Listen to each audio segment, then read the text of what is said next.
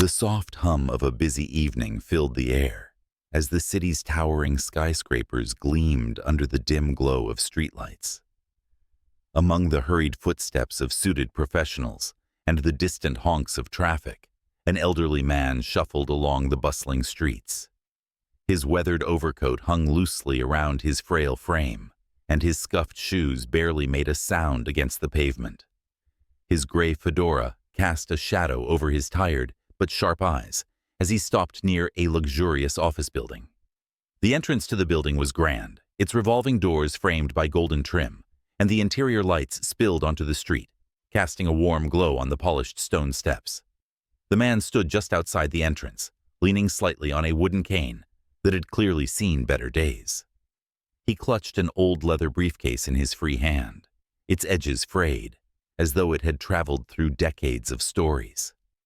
His quiet demeanor and humble appearance made him almost invisible to the sharp, fast-paced crowd that brushed past him without a second glance. The security guard at the door noticed him almost immediately. Dressed in a crisp uniform, the guard straightened his posture, his eyes narrowing as he assessed the elderly man. The man stood silently, seemingly waiting for someone. A faint smile tugged at the corners of his lips, but his posture suggested patience rather than urgency. "Hey, old man," the guard called out sharply, stepping forward with an air of authority. "You can't stand here. Move along." The man turned his head slightly, his gaze calm and unwavering, as he met the guard's dismissive eyes. "I'm here for a meeting," he said in a low, steady voice. The guard scoffed, his lips curling into a sneer. "A meeting?" He glanced at the man's worn-out clothes and chuckled. "With who? The janitor? Look, this isn't a shelter. Keep moving." The elderly man didn't flinch, his expression unchanged. He simply adjusted the grip on his cane and replied, "I believe I have the right to be here." The guard's annoyance flared and he stepped closer, his tone hardening. "Listen, you don't belong here. Go find another place to loiter." The briefcase in the man's hand shifted slightly as he gripped it tighter. He glanced at the ornate clock above the building's doors, noting the time. "I'm waiting for someone. If you don't mind, I'll stay." The guard's face turned red, his patience clearly wearing thin. He opened his mouth to say more when a sleek, black car pulled up to the curb, its headlights cutting through the growing tension. The driver stepped out quickly and rushed around to open the passenger door. A young man in an expensive suit emerged, his movements brisk and purposeful. The suited man's eyes scanned the entrance before landing on the elderly figure standing near the door. His demeanor changed instantly. The cold professionalism melted into something akin to panic as he hurried toward the older man, ignoring the guard entirely. "Mr. Davis," the young man exclaimed, his voice trembling with a mixture of respect and worry. "I'm so sorry I'm late. I didn't realize you'd already arrived." The guard's jaw dropped as he watched the interaction. The elderly man nodded politely at the suited man, but didn't acknowledge the guard's stunned expression. "Punctuality is important," Mr. Davis said quietly, his voice carrying a weight that didn't match his unassuming appearance. The young man straightened, his face flushed. "Yes, of course, sir. Please, let me escort you inside." As they turned to enter, the elderly man paused. His eyes flicked to the guard, who now stood frozen, his earlier arrogance replaced with a pale, wide-eyed silence. Mr. Davis's calm gaze lingered for a moment before he turned away without a word, stepping through the grand doors with the young man at his side. Inside the building, the luxurious lobby buzzed with life. Executives moved briskly, voices echoing off the marble floors and glass walls. As Mr. Davis walked through the space, conversations slowed and heads turned. Whispers followed him, each face reflecting recognition, awe, or sheer disbelief. The guard remained at the door, his mind racing. He glanced down at the security logs on his clipboard, flipping through names with shaking hands. And there it was. Arthur Davis, CEO. His face burned with humiliation as the weight of his mistake settled in. Outside, the city lights flickered, but for the guard, the night had turned impossibly dark. Inside the towering building, the lobby gleamed under the soft glow of golden chandeliers, the air thick with the hum of quiet conversations and the clacking of polished shoes on the marble floors. Mr. Davis walked with a slow but deliberate pace, the young man in the tailored suit trailing slightly behind him. His old leather briefcase, seemingly out of place in the sleek environment, swung gently at his side, the only indication of the decades of history he carried. As he approached the central reception desk, the receptionist's polished smile faltered for a moment when she saw his modest appearance. Quickly recovering, she greeted the young man instead. "Mr. Collins, good evening. Is this your guest?" Collins cleared his throat awkwardly, his gaze darting to Mr. Davis. "No, this is Mr. Arthur Davis," he said, his tone reverent. "He's the CEO." The receptionist's eyes widened, her cheeks flushing as she immediately stood straighter. "Oh, Mr. Davis, it's an honor," she stammered. "How can I assist you?" Mr. Davis's lips curled into a faint smile, but his eyes, sharp and observant, scanned the bustling floor beyond the desk. "No need to fuss. I know my way," he replied softly, his calm demeanor commanding respect, without a hint of arrogance. He moved past the reception area toward the elevators, his steps steady but unhurried. People parted instinctively as he passed, whispers trailing in his wake. "Is that really him? I've never seen him in person before," one murmured. "I heard he started this company from scratch," another added, their tone tinged with awe. Inside the elevator, the young man, Collins, fidgeted nervously, glancing at Mr. Davis. "Sir, I deeply apologize for not being at the entrance earlier. I should have ensured." Mr. Davis held up a hand, silencing him without raising his voice. "Let's not dwell on the past, Mr. Collins. What matters is what comes next." Collins nodded quickly, his face flushing under the weight of those simple words. The elevator chimed softly, and the doors slid open to reveal the top floor.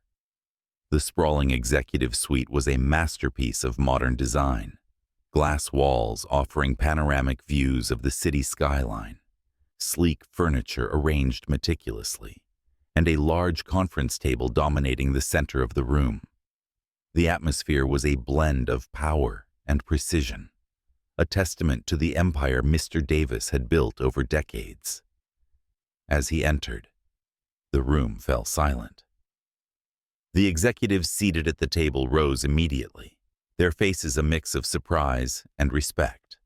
Many of them had only heard of Mr. Davis's sporadic visits, his reputation as a man who preferred to observe from the shadows rather than bask in the spotlight.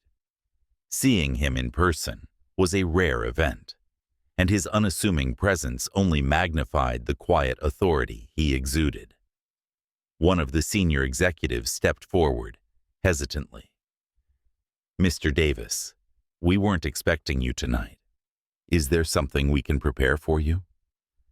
Mr. Davis set his briefcase down on the table, its old leather creaking in the quiet room. He took a moment to look around, his gaze lingering on each face. "No need to prepare anything," he said, his voice steady but firm. "I've come to observe. It's important to see things as they are, not as they're staged for appearances." The executives exchanged nervous glances, their polished confidence faltering under the weight of his words. Mr. Davis slowly took a seat at the head of the table, the worn fabric of his coat a stark contrast to the polished wood and sleek suits surrounding him. "I've built this company on certain principles," he began, his voice cutting through the tension like a blade. "Respect, integrity, and the understanding that every person, no matter their position, deserves to be treated with dignity. His words hung in the air, heavy with unspoken meaning. Though he didn't address anyone directly, the implication was clear. He wasn't here just to observe. He was here to remind them of the foundation on which they stood. Downstairs, the guard who had dismissed him earlier lingered by the entrance, still reeling from his mistake. He couldn't shake the image of Mr. Davis's calm yet piercing gaze. The realization of who he had insulted weighed on him like a stone. For the first time, he felt the cracks in his arrogance, the hollow regret of a lesson learned too late. Back upstairs, as the meeting commenced, Mr. Davis listened intently to the executive's reports, his presence commanding without needing to demand. His quiet authority wasn't in his words, but in the respect he had earned through years of hard work and unshakable values. As the meeting wrapped up, he rose from his seat, his old briefcase in hand. "Remember," he said, looking around the room, "a company is only as strong as the values of its people. Don't forget who we are and what we stand for." With that, he left the room, his steps measured and purposeful. The executives sat in stunned silence, their polished facades cracking under the weight of his simple yet profound words. Back in the elevator, Collins looked at him with renewed admiration. "You really don't miss anything, do you, sir?" Mr. Davis allowed himself a small smile. "The moment you start missing the small things, Mr. Collins, is the moment you lose sight of the bigger picture." As he stepped into the night air outside the building, the city lights reflected in his eyes. The world had grown fast and impersonal, but he had never forgotten the values that truly built greatness. And tonight, he had reminded everyone of what really mattered. The following morning, the city buzzed with its usual rhythm, but the events of the previous night left ripples within the towering corporate walls. The executives, the receptionist, the security guard, each carried a sense of unease, a nagging realization that Mr. Davis's quiet visit had left a deeper mark than any loud reprimand could. In his office on the top floor, Mr. Davis sat by the wide glass window, the sprawling city skyline before him. The morning light spilled into the room, painting the space with a warm glow. On his desk lay the reports from the previous night's meeting, neatly stacked but untouched. His thoughts were elsewhere. A soft knock at the door broke his reverie. Collins stepped in, his expression composed, but tinged with curiosity. "Sir, the head of security has requested a meeting," he said hesitantly. Mr. Davis raised an eyebrow. "Send him in." Moments later, the same security guard from the previous night entered the office. His uniform was immaculate, but his posture betrayed his nerves. He clutched his cap in both hands, his knuckles white as he stood before the imposing desk. "Mr. Davis," the guard began, his voice shaky, "I want to apologize for my behavior last night. I didn't realize who you were, and I treated you unfairly. It was wrong." Mr. Davis leaned back in his chair, his fingers steepled. He studied the man silently for a moment before speaking. "Your apology is noted. But let me ask you something. Would your behavior have been any different if I truly were just a beggar?" The guard's face flushed crimson, and he lowered his gaze. "No, sir, it wouldn't have been. I was wrong, not just about you, but about how I see people." Mr. Davis nodded slowly, his voice calm but firm. Respect isn't about recognizing someone's status after the fact. It's about treating every person with dignity, regardless of who they are or what they look like. That's a principle this company, and I, stand for. The guard swallowed hard, his shame evident. "I'll do better, sir, I promise." Mr. Davis gestured to the chair opposite him. "Sit." The guard hesitated but complied, sitting on the edge of the seat as though afraid to take up too much space. Mr. Davis leaned forward slightly, his tone softening. Everyone makes mistakes. What matters is how you choose to move forward. I'll hold you to your word. The guard nodded earnestly, relief flickering across his face. Thank you, sir. I won't let you down. As the guard left the office, Collins stepped closer, a thoughtful expression on his face. You're surprisingly forgiving, sir. Mr. Davis smiled faintly. Forgiveness isn't weakness, Collins. It's an opportunity for growth, both for them and for us. But it must be earned. The rest of the day unfolded smoothly, but whispers of Mr. Davis's message spread quietly among the employees. The receptionist who had brushed him off the night before seemed more attentive to visitors. The executives began to revisit the company's policies, ensuring that respect wasn't just a word on paper, but a practice ingrained in their culture. Weeks later, the security guard approached Mr. Davis during another visit to the lobby. This time, his demeanor was confident but humble. Sir, I wanted to let you know, I've started volunteering at a local shelter in my free time. Your words, they made me think. Mr. Davis's smile deepened, his eyes reflecting pride. Good. That's the real measure of change, how we use what we've learned to help others. As the guard returned to his post, Mr. Davis looked around the lobby, now bustling with activity. For the first time in years, he felt a renewed sense of purpose within the walls he had built. He had come to observe, to remind people of their values, but he had also planted seeds of change that were now beginning to grow. Outside, the city pulsed with life, and Mr. Davis stepped into the fresh air, his old briefcase swinging gently at his side. He wasn't just a man of power. He was a man of principles, proving that even the smallest gestures of respect could ripple outward, creating waves of transformation. His legacy was no longer just the company he built, but the values he left behind in the hearts of those who worked there. And that, he knew, was the true mark of success. A few months had passed, and the lessons Mr. Davis instilled had taken root, not only within the company, but far beyond its walls. Employees found themselves reflecting more on how they treated others, both in and outside the office. The security guard who had once dismissed Mr. Davis as a mere beggar became a quiet advocate for respect, greeting every visitor at the door with a warmth that hadn't been there before.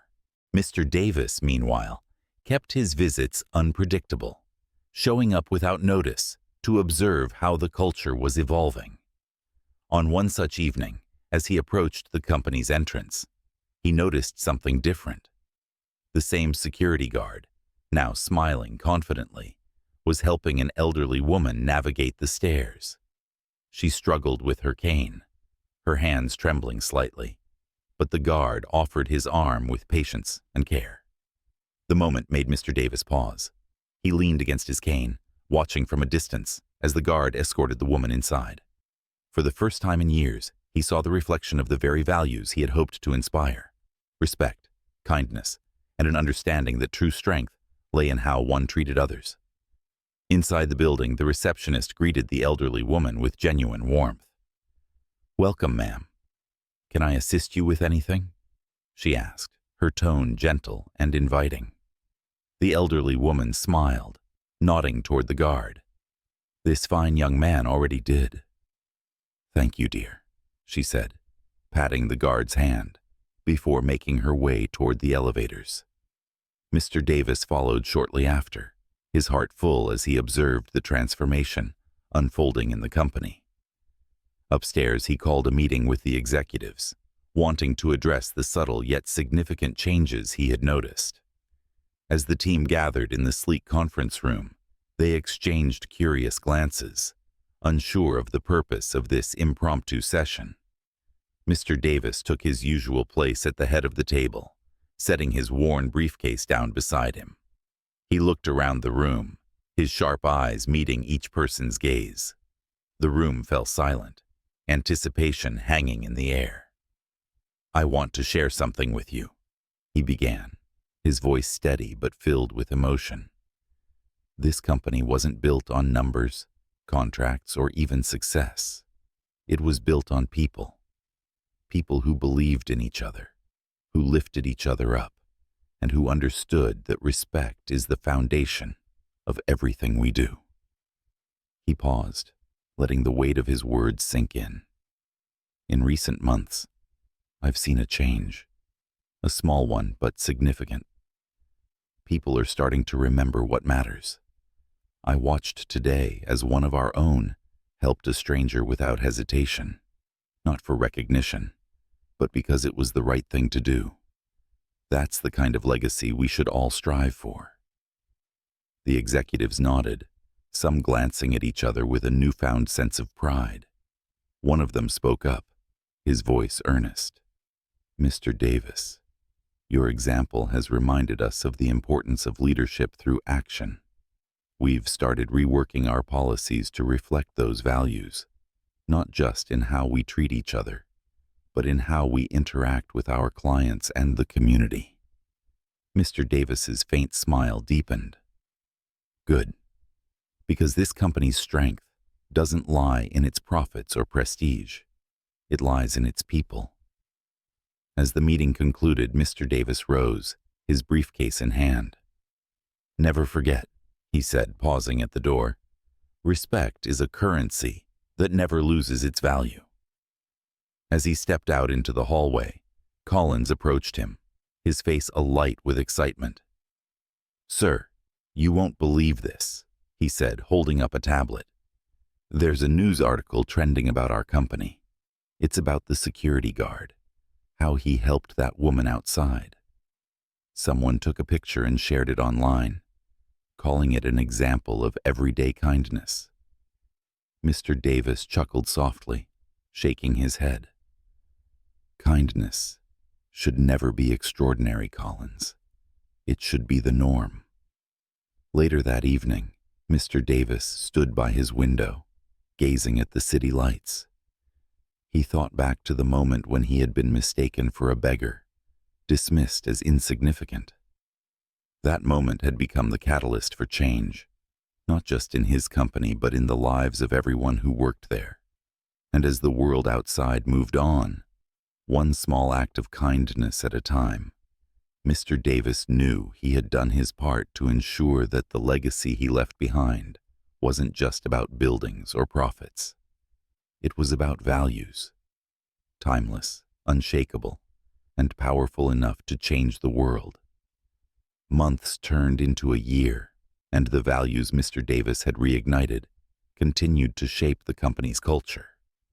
The story of the security guard's transformation and the moment of kindness outside the building became a symbol of what the company stood for. Employees often referred to it as the Day of Respect, a turning point that reminded them of the humanity behind their work. Mr. Davis, though rarely seen, remained a quiet force. His occasional visits were still unannounced, his presence a reminder that leadership wasn't about titles, but about actions. Despite his age, he remained sharp, his observations keen, and his expectations high. Every decision he made was infused with the wisdom he had gathered over decades, and his influence extended far beyond the walls of the company. One bright afternoon, as a company-wide meeting was called, employees filled the large conference hall with excitement. Whispers filled the air as everyone wondered why the gathering had been organized. Collins, now a senior executive, took the stage with a broad smile. "I know you're all curious," he began, his voice steady but warm. "Today is a special day. We're here to honor someone who has not only shaped this company, but also our lives in ways we can't fully express. A person whose wisdom, humility, and values have become the cornerstone of who we are." The room fell silent as Collins gestured toward the side of the stage. Please welcome our founder, our guide, and our inspiration, Mr. Arthur Davis." The applause was deafening as Mr. Davis, dressed in his usual understated attire, walked onto the stage. His steps were slower now, but his presence was as commanding as ever. He raised a hand, signaling for quiet, and the room immediately obliged. Standing before the crowd, Mr. Davis looked out at the sea of faces, familiar, new, all filled with admiration and respect. "Thank you," he began, his voice steady but filled with emotion. "This company started as a small idea, a dream that grew because of the people who believed in it. But dreams don't thrive on ambition alone. They need integrity, respect, and a shared commitment to something greater than ourselves." He paused, his gaze softening. "The world moves fast, often too fast. It's easy to lose sight of what truly matters. But each of you has reminded me that no matter how big we grow, it's the small moments, the simple acts of kindness and respect that define who we are." The audience hung on his every word. Some employees dabbed at their eyes, moved by the sincerity and wisdom of a man who had seen the company through its highest and lowest moments. "I'm stepping down as your active leader," Mr. Davis said, his voice steady despite the weight of his words. "But I'm not leaving you. This company, its values, its people, you will always have my heart. And I trust that you will carry forward what we've built together." A wave of emotion swept through the room. Gasps and murmurs filled the air. But Mr. Davis raised his hand again, his calm presence soothing the crowd. "Change is necessary for growth. It's not an end, it's a beginning." As the applause rose once more, Mr. Davis felt a deep sense of peace. His journey had come full circle. The company was no longer just his. It belonged to the people who had embraced its heart and soul. Later that evening, as the sun dipped below the horizon, Mr. Davis sat in his modest home, sipping tea by the window. His old leather briefcase rested by his side, a constant companion through the years. Outside, the world moved on, vibrant and alive, shaped in part by the values he had worked so hard to uphold. And as the first stars appeared in the darkening sky, Mr. Davis smiled, content in the knowledge that he had left behind something far greater than a company. He had left a legacy of respect, kindness, and the unwavering belief in the power of humanity. As the days turned into weeks following Mr. Davis's heartfelt farewell, his absence was felt deeply across the company. Employees often reflected on his teachings, sharing stories of how his words and actions had inspired them to be better, not just at work, but in their daily lives. The culture he had cultivated became a living legacy, carried forward with pride. Collins, now the company's new CEO, took up the mantle with humility and determination. He often visited the security team, the reception desk, and the cafeteria, remembering Mr. Davis's insistence on valuing every individual. Under his leadership, the company didn't just thrive financially. It became known as a beacon of ethical business practices and community support. One sunny morning, Collins sat at his desk, sorting through a pile of letters and emails. Among them was an envelope marked with familiar handwriting. His heart skipped a beat as he opened it, revealing a letter from Mr. Davis. "Dear Collins, by now, you've likely found your stride as the leader of this company, and I couldn't be prouder. Leadership is a heavy burden, but you carry it with grace. I've seen it in the way you connect with people, how you listen, and how you act with integrity. This letter isn't a set of instructions. It's simply a reminder. Remember to stay rooted in the values that built this company: respect, humility, and the belief that every person matters. Success isn't measured by numbers on a chart. It's measured by the lives you touch and the legacy you leave behind. I've retired, yes, but I find myself busier than ever. Teaching, mentoring, and spending time with my family have given me a new sense of purpose. Yet, my thoughts often drift back to the company and the wonderful people who make it what it is. One last thing, Collins. Never forget that leadership isn't about being in charge. It's about taking care of those in your charge. With respect and gratitude, Arthur Davis Collins held the letter in his hands, the weight of its words settling in his chest. He knew Mr. Davis didn't need to write these words. They had already been spoken, taught, and lived, but the reminder felt like a gift. Inspired, Collins decided to honor Mr. Davis in a way that reflected his teachings. He organized an annual event called the Davis Legacy Day, dedicated to community service and celebrating the principles of respect and kindness. Employees volunteered at shelters, schools, and community centers, carrying Mr. Davis's message beyond the company's walls. Far away, in a quiet neighborhood, Mr. Davis stood in his garden, tending to the flowers he had neglected during his years at the helm. His hands, though aged, moved with precision, planting seeds and pruning branches. He found solace in the simplicity of the earth, a reminder that growth, whether in business or in nature, required patience and care. His neighbor, a young boy, peeked over the fence, watching curiously. "Mr. Davis, what are you doing?" the boy asked. Mr. Davis looked up, smiling warmly. "I'm planting something that will grow long after I'm gone." The boy furrowed his brow, confused. "But won't it take forever?" Mr. Davis chuckled softly. "Good things often do." As he returned to his work, the boy joined him, eager to learn. Together they planted the seeds one by one under the gentle warmth of the morning sun. Back at the company, the Davis Legacy Day became a tradition, each year growing larger as more people joined to honor the man who had taught them that small acts of kindness could create ripples of change. Stories of Mr. Davis's wisdom spread beyond the company, inspiring others to lead with compassion and humility. And though Mr. Davis spent his days quietly, his influence never truly left. The seeds he had planted in business, in people, and in the community continued to grow, blooming into something far greater than even he could have imagined. His legacy was no longer just a story. It was a movement, proving that respect and kindness, when nurtured, could transform the world. And in his quiet garden, surrounded by life, Mr. Davis smiled, content in the knowledge that his work had only just begun.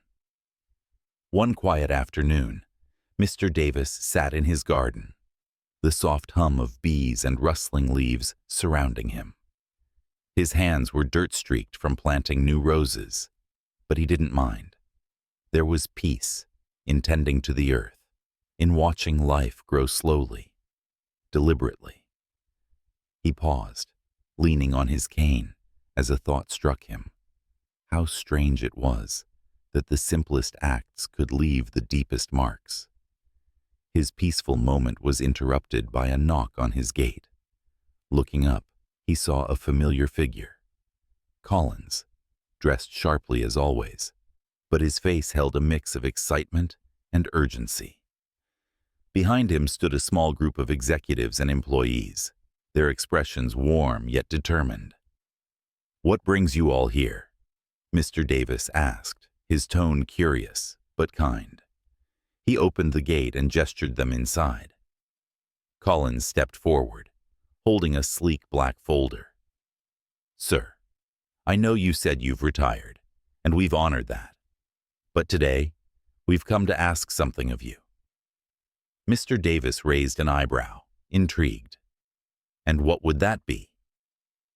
Collins opened the folder, revealing blueprints for a new project, a community center in the heart of the city, funded and managed by the company. "We want to dedicate this to you, Mr. Davis," he said. Not as a memorial or a farewell, but as a living testament to what you've taught us. A place where people from all walks of life can find respect, opportunity, and growth. The elderly man's eyes softened as he took the folder, studying the plans. The center was beautifully designed, with spaces for education, mentorship programs, and community outreach, a true reflection of everything he had stood for. This is ambitious, he said, his voice quiet but touched. And what do you need from me? Collins smiled. Your approval and your name. The Arthur Davis Center for Respect and Growth. Mr. Davis chuckled softly, shaking his head. You always did have a way of making the impossible seem reasonable. He thought for a moment, his mind drifting back to the early days of the company, the struggles, the lessons, the values that had guided him. This wasn't just a building. It was the culmination of everything he had believed in. All right, he said, his voice steady, but only if I can help design the mentorship program. Respect and growth must be taught, not just assumed. Collins beamed. Of course, sir.